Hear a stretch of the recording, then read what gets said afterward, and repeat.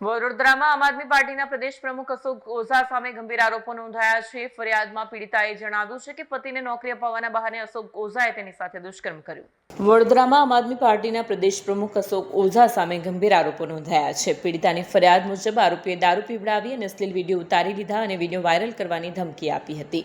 ફરિયાદમાં આગ્રહ કર્યો છે કે આરોપીએ હરણી વિસ્તારમાં આવેલી હોટલમાં પીડિતાને બોલાવી દુષ્કર્મ કર્યું અને ત્યારબાદ પીડિતાની પાછળ મુંબઈ અને વૈષ્ણોદેવી સુધીનું પીછું પણ કર્યું।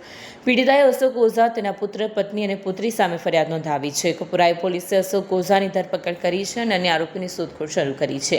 પોલીસ વધુ તપાસમાં વિગતવાર વિગતો એકત્ર કરી રહી છે।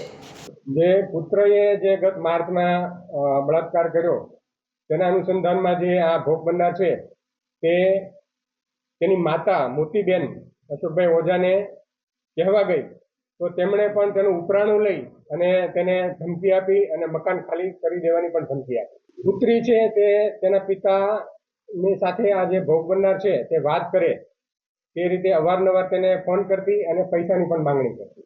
ઘણા સમયથી આ લોકોનું ચક્કર ચાલતું હા, છેલ્લા 2 વર્ષથી બનાવ સમય છે। તો અત્યાર સુધી બેન ભોગ બનનાર કેમ ફરિયાદ નહીં આપી? શું કારણ હતું? એ કારણ જણાવ્યું મેં આગળ હમણાં।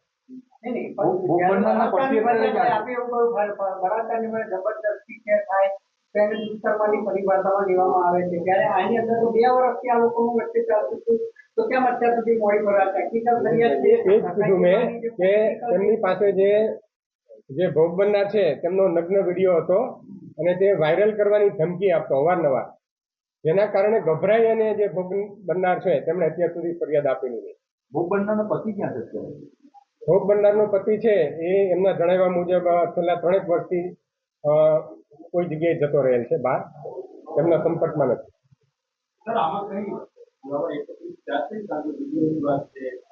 ગઈકાલે ગુનો દાખલ થયો છે, તપાસ ચાલુ છે।